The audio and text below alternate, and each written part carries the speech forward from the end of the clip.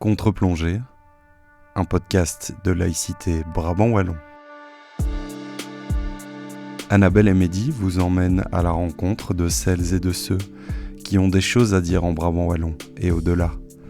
Entre témoignages, opinions et analyses, vous ne ressortirez pas indemne de cette écoute. Contre-plongée, épisode 15. Créer du lien en Brabant Wallon, les ateliers entre nous. Bonjour à toutes et à tous et bienvenue dans ce nouvel épisode de Contre-plongée.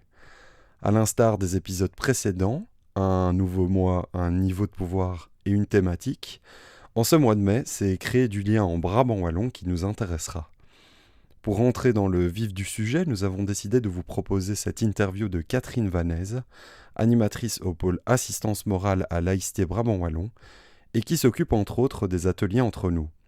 Un espace d'échange et de découverte qui permet à des personnes isolées de la province du Brabant Wallon de renouer avec des interactions sociales par le biais d'animations philosophiques ou artistiques, et ce en toute bienveillance.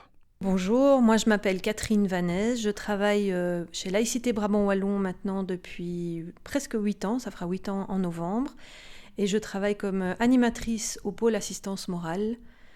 Et je m'occupe, entre autres, des ateliers entre nous avec ma collègue Émilie.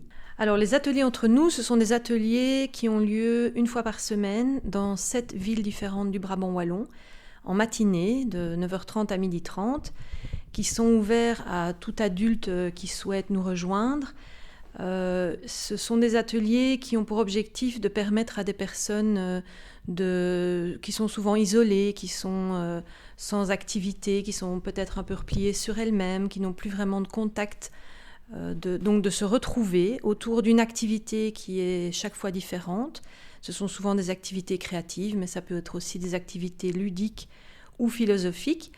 Et donc de se retrouver pendant 3 heures dans un cadre bienveillant, un petit peu une bulle d'oxygène hors de leur quotidien pour leur permettre de sortir de leurs soucis, de découvrir de nouvelles compétences dans des activités qu'elles n'auraient peut-être jamais eu l'idée d'essayer, mais surtout d'avoir une place concrète, de gagner en autonomie, de rencontrer des gens. Il y a beaucoup de personnes qui viennent dans nos ateliers, qui par la suite gardent des contacts entre elles et font des ateliers par elles-mêmes, des ateliers, des activités, des sorties par elles-mêmes en dehors des ateliers, alors qu'avant, c'était pas le cas. Alors, pourquoi c'est important ? Parce qu'il y a de plus en plus de personnes qui se trouvent isolées malgré tout ce que la société peut apporter. Soit elles n'osent pas, soit elles ne s'y retrouvent pas, soit elles ne savent pas ce qui est proposé pour elles.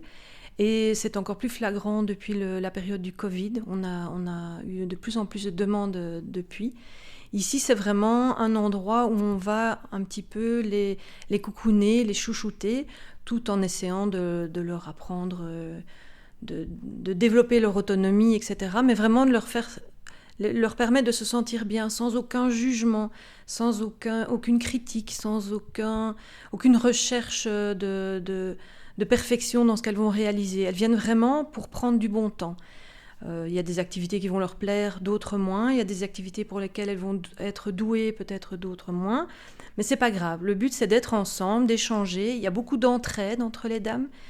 Et puis, une fois qu'elles commencent à connaître le groupe, eh bien, il y en a beaucoup qui s'ouvrent, qui se livrent, qui peuvent se dévoiler, qui peuvent venir chercher chez nous des pistes d'aide pour aller plus loin, pour résoudre certains problèmes, etc.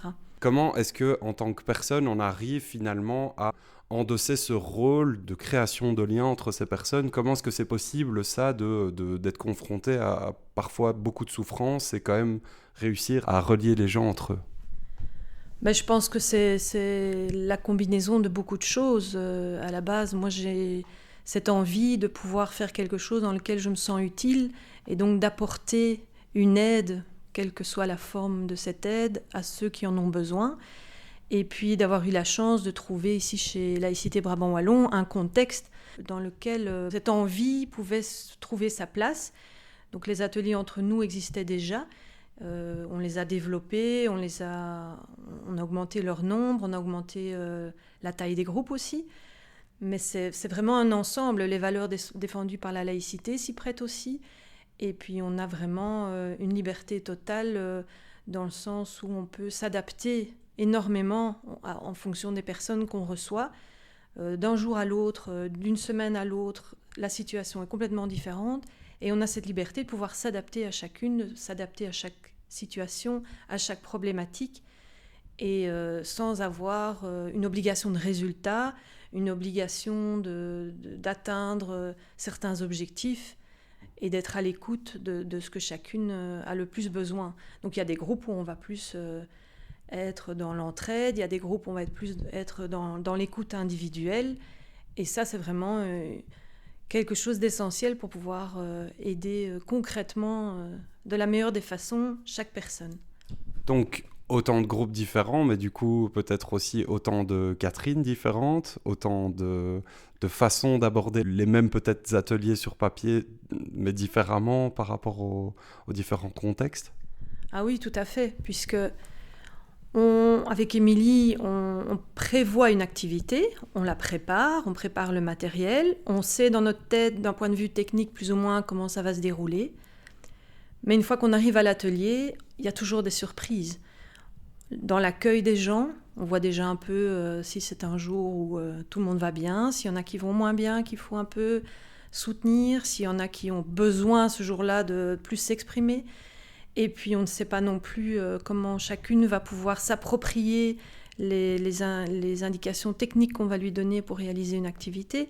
Donc on doit aussi pouvoir adapter, parce que le but n'est pas non plus qu'elle se sente perdue ou incapable de réaliser quelque chose. Donc il faut à la fois une activité qui soit valorisante, parce qu'il y a un petit peu un dépassement de soi, mais en même temps qui puisse être réalisée par chacune. Donc on doit s'adapter sans arrêt, et chaque atelier est différent. Il y a des ateliers où tout se passe très bien, et puis il y a des ateliers où on doit gérer des petites choses, on doit recadrer des petites choses, on doit parfois vraiment se consacrer plus à une personne ce jour-là parce qu'elle en a besoin. Et puis il y a des groupes qui commencent à vraiment se connaître et où ça devient presque... ça fait partie du groupe. Un soutien, elles se soutiennent directement entre elles. Et nous, on est attentive à ce qui se passe, mais alors on peut plus se mettre en retrait, et c'est le groupe qui prend le soutien de celle qui va peut-être un peu moins bien ce jour-là. Quelles sont les valeurs que vous apportez peut-être de par le mouvement, et les valeurs que vous apportez personnellement dans ces moments-là?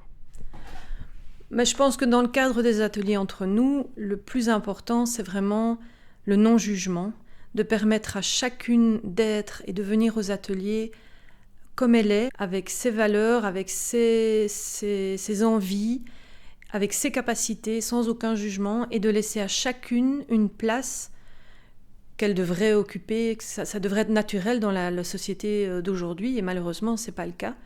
Donc de permettre... Et pourquoi ce n'est pas le cas, justement ? Parce qu'il y a des inégalités sociales, parce qu'il y a des problèmes de mauvaise répartition des revenus, parce qu'il y a des personnes qui n'ont plus de moyens financiers et qui du coup n'ont plus accès à certaines choses de la société, parce qu'il y a des personnes qui par leur culture n'ont pas accès à certaines choses, il y a du racisme, il y a le rejet de certaines maladies qui peuvent faire peur, il y a des personnes qui ont eu... sous une forme ou une autre, une maladie qu'on peut appeler une maladie mentale, mais c'est parfois très difficile après de revenir dans la vie active. Donc chez nous, tout ça, on sait pourquoi elles sont là, on sait qu'elles ont un problème qui les a amenées là. Certaines n'ont pas de problème, elles ont déjà bien avancé dans ce domaine-là, mais on sait qu'il y a quelque chose derrière qui leur a fait franchir la porte des ateliers entre nous. Mais une fois qu'elles sont là, elles sont toutes à égalité, elles ont toutes la même place, la même valeur, dans le respect, bien sûr, de chacune. Et alors, du coup, toujours dans les valeurs, si je vous dis liberté, égalité, solidarité, comment est-ce que ça se représente dans les ateliers ? Liberté, puisque chacune peut réaliser l'activité comme elle veut, exprimer sa créativité, bon, évidemment dans la limite de la technique proposée, parce qu'on ne peut pas non plus... laisser tout libre, sinon on ne va nulle part, mais liberté dans l'interprétation de ce qu'on propose, dans les... quand il y a des petites discussions, des débats, chacune peut se faire son avis. On demande évidemment de ne pas imposer son avis aux autres, on est à l'écoute. Égalité, puisque chacune est sur un pied d'égalité, tout le monde a sa place dans les ateliers, il n'y en a pas une qui est au-dessus des autres. On a toutes des compétences différentes et grâce à l'échange, à l'entraide, on forme un groupe où chacune a une place de la même valeur. Et solidarité, parce que justement, il y a une grande entraide et on fait d'ailleurs aussi, donc c'est la solidarité au sein d'un groupe, mais on fait aussi des actions solidaires vers l'extérieur, comme par exemple les ateliers qu'on fait en collaboration avec Bruxelles, où on permet à nos groupes de faire une action solidaire en réalisant des pochettes en tissu qui serviront à la distribution de protection hygiénique pour des femmes précarisées. Et donc ça leur permettra aussi, elles, de se sentir utiles et solidaires avec le reste de la société. Alors, je pense que le premier outil qui peut vraiment m'aider, que ce soit en préparation et en suivi des ateliers, c'est vraiment les échanges que j'ai dans mon équipe, puisque j'échange énormément, que ce soit avec Émilie, avec Nathalie, sur des situations qu'on a vécues. Parfois juste raconter, quand on a vécu une matinée difficile, juste pouvoir en parler avec quelqu'un qui vit la même chose et qui va donc le comprendre, ça fait énormément de bien. On a aussi des personnes extérieures qui viennent en parler avec nous. Mais moi, la chose qui personnellement m'aide le plus, c'est juste les retours positifs que j'ai. Que ce soit à la fin d'un atelier, quelqu'un qui vient me dire « Oh, j'étais pas bien en arrivant, là je repars, je me sens mieux, ça m'a fait du bien, je me suis détendue ». Ou bien quand on reçoit des petits mots, ou en fin d'année, quand on reçoit des mots plus importants, ou tous les retours positifs qu'on a de personnes comme ça. Moi, c'est ça qui vraiment m'aide, qui me nourrit. Après toutes ces années à avoir encadré ces différents groupes dans différents endroits dans le Brabant wallon, est-ce que vous considérez peut-être être une meilleure personne aujourd'hui qu'à l'époque ? Ça, c'est une question difficile parce que moi, me considérer moi-même, c'est un petit peu présomptueux. Je me sens mieux dans la société qu'il y a quelques années parce que justement, j'ai l'impression d'avoir une place où je peux apporter quelque chose de concret et j'espère apporter quelque chose qui fait évoluer la société plus dans la bonne direction que dans la moins bonne direction. Mais ça m'apporte évidemment, donc oui, peut-être que ça... Je vais vers du mieux, mais je n'oserais pas dire que je suis une meilleure personne que par le passé. Pour retrouver toutes les informations concernant les ateliers entre nous, rendez-vous sur le site www.calbewe.be et je vous dis à très bientôt pour un nouvel épisode de Contre-plongée.